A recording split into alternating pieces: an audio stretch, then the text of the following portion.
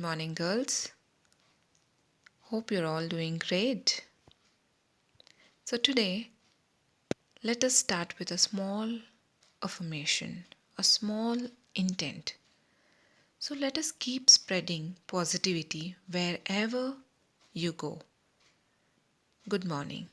Welcome to the economics class. So, we shall be starting the next topic in chapter 3, LPG, so liberalization, privatization, and globalization. Amongst the three, we are going to start with the first, which is called as liberalization. So, girls, you must be wondering what do you mean by liberalization? Before getting into the content, what does it have? What are the things that we have to study? First, we should know the meaning of the concept. Okay, if we understand, it will be very effective for us to understand the various concepts that is there in liberalization. All right, first we need to know what you mean by liberalization. What is liberalization? Liberalization is a process whereby a state lifts restrictions on some private individual activities. Liberalization occurs when something which used to be banned is no longer banned, or when government regulations are relaxed. Economic liberalization is the reduction of state involvement in the economy. So basically, liberalization is a process where certain restriction that is being imposed on certain sectors is being relaxed, or it is being deregulated.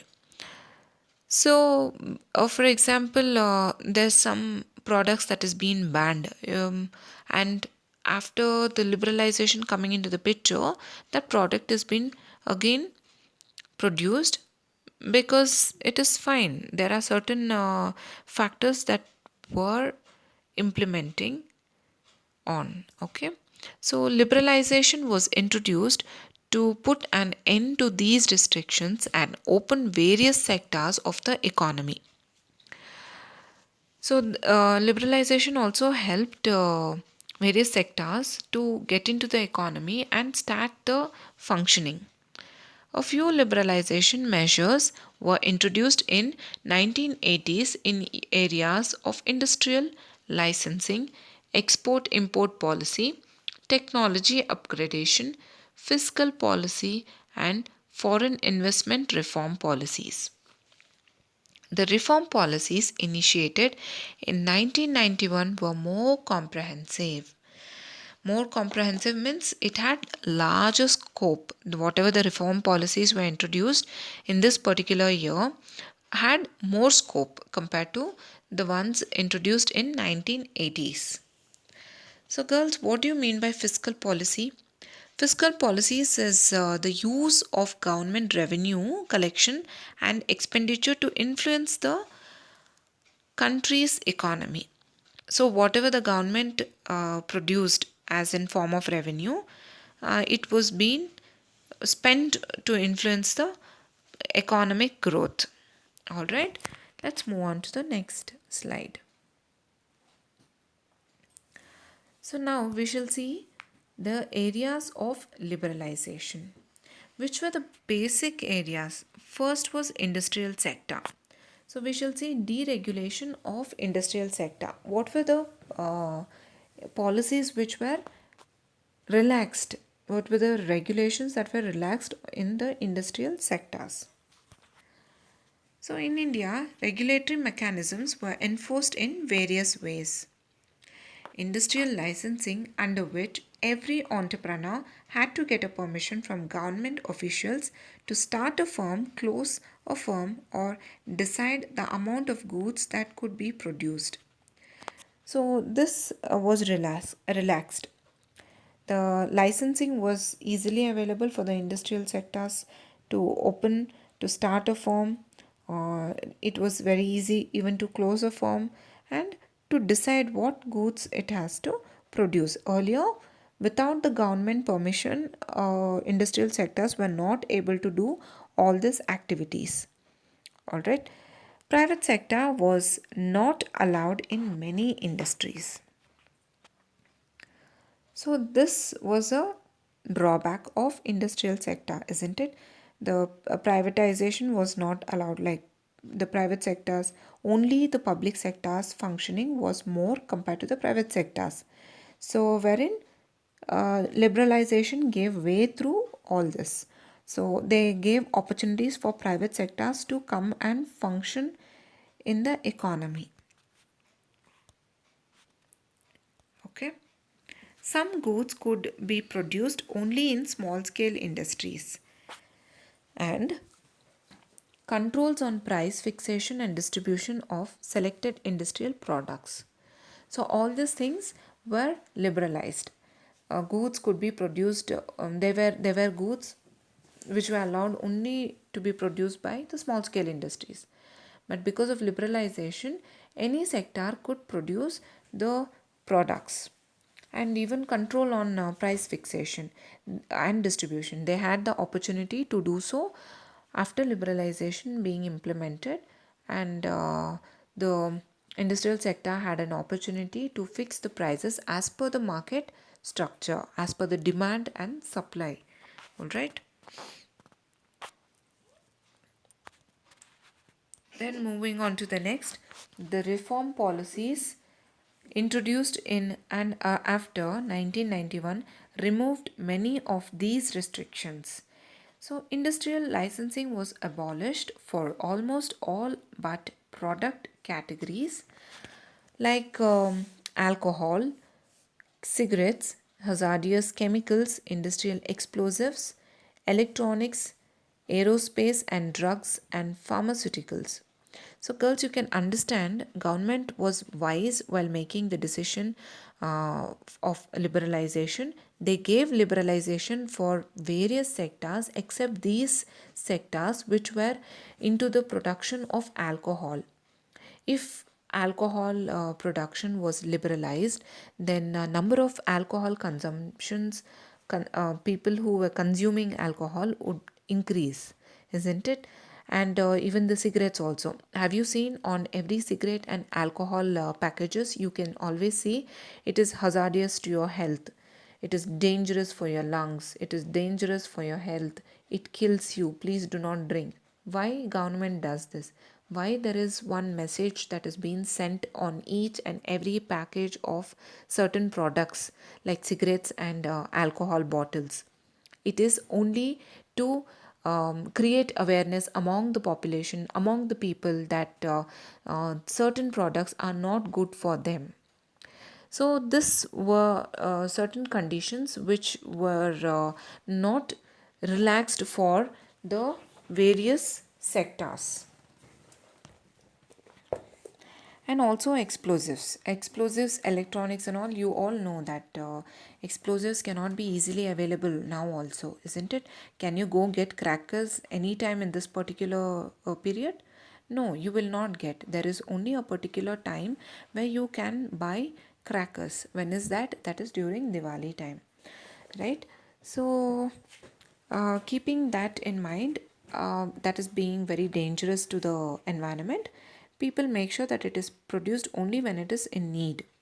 And also coming to drugs, aerospace, again, rockets and atomic bombs are all related in this aerospace, and even rocket launching and satellites that could, tamper the other countries' information, and that is the reason aerospace is being owned by the government and it is not liberalized.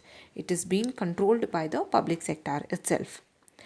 And drugs, any or whatever drugs cannot be produced, there is only where when there is a need, only that particular products can be produced. All right. So next, moving on to the next point, the only industries which are now reserved for the public sector are a part of defense equipment, atomic energy generation, and railway transport. So these three sectors were owned by the public sectors. Even today, the railways are being run by the central government, isn't it? So many goods produced by small scale industries have now been de-reserved. In many industries, the market has been allowed to determine the prices. All right. Moving on to the next, the financial sector reform. So that was the liberalization of industrial sector, and now we will be focusing on the effect of liberalization on financial sectors. So here financial sector includes financial institutions such as commercial banks, investment banks, stock exchange operations, and foreign exchange markets. Here, you all know what are stock exchanges, isn't it? Okay. The financial sector in India is regulated by Reserve Bank of India, that is RBI. It has been anything that a financial institute has to operate. The rules and the orders has to come from RBI. All banks and other financial institutions in India are regulated to various norms and regulations of the RBI. The RBI, besides the amount of money that banks can keep with themselves, fixes interest rates, nature of lending to various sectors, etc. So here RBI takes a role of giving it has a complete control on the various financial institutions, as in they decide, the RBI decides which institute, I mean which financial institute is going to supply finance to the certain particular industries. So how much of money it can produce, what is the interest that the interest is also being fixed by RBI in this aspect. Then nature of lending, how it can lend. The lending could be either with interest and to various sectors. There are certain financial institutions which can lend finance to only certain sectors. It cannot lend to small scale industries. It can lend only to large scale industries, whereas certain other institutions can lend finance to large scale as well as small scale. So all these factors were influenced by RBI. So RBI was acting like a parent company. So, one of the major aims of financial sector reforms being liberalized is to reduce the role of RBI from regulator to facilitator of financial sector. So, they wanted the what is this the RBI to be a facilitator rather than a regulator. Regulator is one who regulates the rules and regulations, but facilitator is only the one who produces finance and supplies the finance to all the financial institutions. So, this means that the financial sector may be allowed to take decisions on many matters without consulting RBI. So, the financial sectors could take decisions as per their terms. So they need not go to RBI for each and every activity. Yes, can I take this? Can I do this? Nothing like that. So any activity, there were certain activities that the financial institutions were given liberalization to take decisions on themselves. So, this policy led to the establishment of private sector banks, Indian as well as foreign. So, this gave opening, a gateway for all the financial institutions to flourish in the Indian economy. Not only the Indian institutions, not only the Indian financial institution, whereas the foreign financial institutions also started to flourish in our country. So foreign investments were limited in banks was raised to 50%. Okay.